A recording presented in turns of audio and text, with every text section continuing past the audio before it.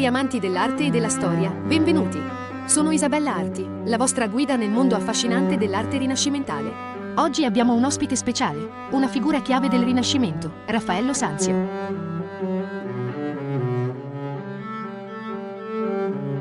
Raffaello, la tua arte ha affascinato il mondo per secoli. Potresti raccontarci dei tuoi inizi come artista nel Rinascimento? Certamente. Sono cresciuto in una famiglia di artisti a Urbino. Fin da giovane ho studiato i grandi maestri e ho lavorato sodo per sviluppare il mio stile, che unisce grazia, equilibrio e bellezza. Raffaello, sei rinomato per la tua tecnica pittorica eccezionale. Potresti condividere con noi come hai sviluppato il tuo stile unico e quali tecniche specifiche hai utilizzato nelle tue opere? Naturalmente. Come vedete, ho impiegato il chiaroscuro per dare profondità e ho sempre cercato un equilibrio armonioso nelle composizioni. Le espressioni dei soggetti riflettono le emozioni profonde che volevo trasmettere. Raffaello, abbiamo qui alcune delle tue straordinarie bozze preliminari realizzate con carboncino. Potresti raccontarci di più su come preparavi i tuoi dipinti e quale ruolo avevano queste bozze nel tuo processo creativo? Le bozze sono state fondamentali nel mio processo artistico. Prima di iniziare un grande dipinto, mi piaceva esplorare diverse composizioni e posizioni per le figure. Usavo spesso il carboncino per queste esplorazioni iniziali, perché mi permetteva di lavorare rapidamente e di modificare facilmente le linee e le forme.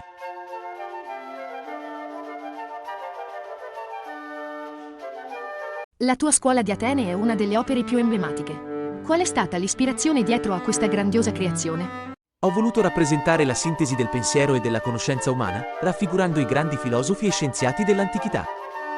Ogni figura ha un ruolo e una storia. La scuola di Atene è una delle mie opere più ambiziose. L'ho dipinta per rappresentare il summit del pensiero filosofico. Ogni figura che vedete è stata scelta con cura per rappresentare un filosofo o un pensatore specifico, ognuno con la sua visione unica del mondo. La composizione è pensata per riflettere la diversità e la ricchezza del pensiero filosofico attraverso i secoli. Qui vediamo Platone e Aristotele al centro, vero, Raffaello?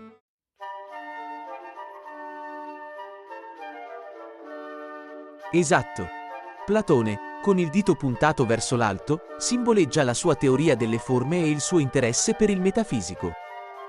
Accanto a lui, Aristotele, con la mano aperta verso il basso, rappresenta il suo approccio empirico e il suo interesse per la scienza e l'osservazione della natura. E chi sono questi altri personaggi? A destra, potete vedere Socrate, in dialogo con alcuni giovani, esemplificando il suo metodo dialettico. Vicino a loro, vi è Diogene, il cinico, disteso in disparte, a simboleggiare il suo disprezzo per la ricchezza e il potere. E in basso, ritratto mentre scrive, abbiamo Pitagora, immerso nel mondo dei numeri e delle proporzioni. Quest'opera è davvero una celebrazione dell'intelletto umano. Raffaello, come hai scelto chi includere in questa scena? Ho voluto rappresentare un'ampia gamma di pensatori e scuole di pensiero, creando un dialogo tra antichi e moderni, unendo il passato al presente. Ogni figura ha un suo posto e significato, contribuendo all'armonia complessiva dell'opera.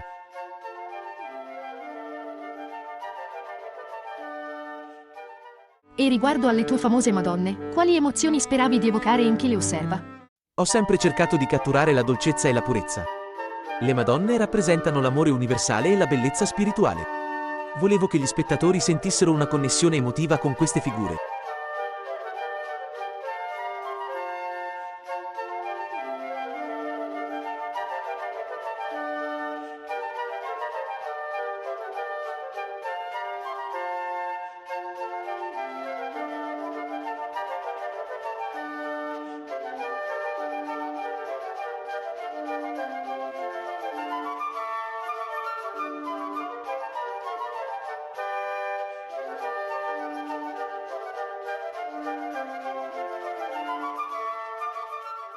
Incredibile! Un'ultima domanda, Raffaello. C'è qualcosa che vorresti dire al nostro pubblico del XXI secolo? Sì, l'arte è eterna.